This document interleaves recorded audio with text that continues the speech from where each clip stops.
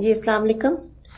وعلیکم السلام. جی مجھے سورۃ یوسف کی آیت 42 کے بارے میں پوچھنا ہے، جس میں اللہ نے فرمایا کہ حضرت یوسف نے اس شخص کو جس نے رہا ہو جانا تھا کہا کہ وہ بادشاہ سے ان کے بارے میں ذکر کرے، لیکن پھر شیطان نے اس شخص کو ان کا ذکر کرنے سے بھلا دیا. تو بات یہ ہے کہ اگر اللہ کسی بات کا ارادہ کرے تو کوئی اس کو ٹال نہیں سکتا. تو اگر اللہ کو مقصود نہیں تھا حضرت یوسف کو جیل سے نکالنا تو بات سمجھ میں آتی ہے، لیکن یہ کہ شیطان نے اس شخص کو بھلا دیا یہ بات سمجھ میں نہیں آتی. ایسا لگتا ہے کہ جیسے اللہ کا تو ارادہ تھا لیکن شیطان اس ارادے پہ اثر انداز ہو گیا. جی واضح ہو گیا اس سر کی آپ کا ذرا سوال.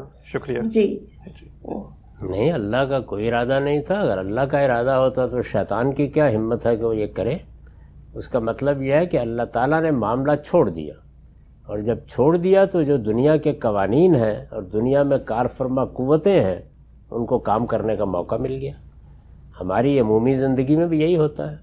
اگر اللہ کوئی فیصلہ کر لے کہ فلاں معاملہ ہونا ہے یا کرنا ہے تو پھر کون اس کے راستے میں رکاوٹ بن سکتا ہے. اس کو تو قرآن مجید نے اللہ پر ایمان کے تقاضے کے طور پر بیان کیا ہے کہ جب وہ پکڑ لے تو کوئی چھڑا نہیں سکتا، وہ روک لے تو کوئی جاری نہیں کر سکتا. اس لیے وہاں زیر بحث یہ نہیں ہے.